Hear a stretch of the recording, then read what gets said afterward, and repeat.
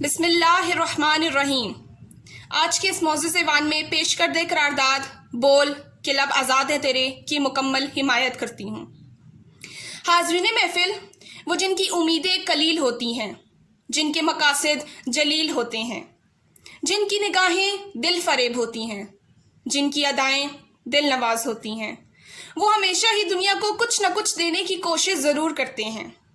وہ کانٹوں کو چنتے ہیں، جو بات کرتے ہیں تو ہچکچاتے نہیں ہیں، جو انسان ہونے کے ناطے لبوں پر مہرے لگانا پسند نہیں کرتے، جو نہ تو سولی سے ڈرتے ہیں نہ تنگ و تاریک زندانوں سے، کہ ایسے ہی لوگ امر ہو جایا کرتے ہیں۔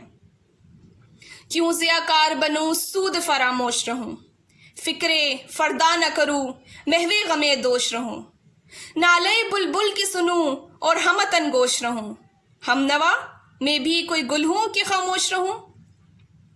حاضرین محفل، زندگی محض سانس لینے کا نام نہیں، خون کے رگوں میں دوڑنے کا نام نہیں، بلکہ زندگی تو نام ہے ایک مقصد کو لے کر جینے کا، اور یہاں تک کہ اس کے حصول کی خاطر اپنی جان بھی نچھاور کر دینے کا۔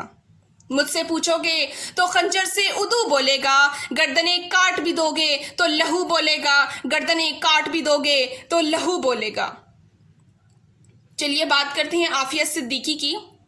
صدر علی وقار، میں مانتی ہوں کہ عافیہ صدیقی غلام تھی، تکلیف میں تھی، برہنہ کر کے تشدد کا نشانہ بنائی جا رہی تھی، لیکن صدر علی وقار قرآن کے ورق پہ چلنے کے حکم کو رد کر کے انہوں نے اپنے کردار سے، اپنے انکار سے یہ ثابت کر ڈالا کہ ہاں میرا جسم تو اغیار کے شکنجوں میں ہے، مگر میری زبان، میرے لب، میری ذہنیت مقیت نہیں۔ تو صدر علی وقار آپ ہی بتا دیجئے کہ میں یہ کیسے کہہ دوں کہ میرے لب آزاد نہیں؟ انہیں بتا دیجئے کہ ہم ابن رشدی ہی نہیں، ہم جابر بھی، ہم کندی بھی، ہم ابن خلدون بھی، ہم البیرونی بنے، ہم ابن الحشتم بنے۔ صدر علی وقار انہیں بتا دیجئے کہ ہم سوز بنے تو بلے شاہ، ہم ساز بنے تو وارث شاہ، ہم عقل بنے تو شاہ لطیف، ہم رقص بنے، ہم وجد بنے، ہم سچل سرمست بنے۔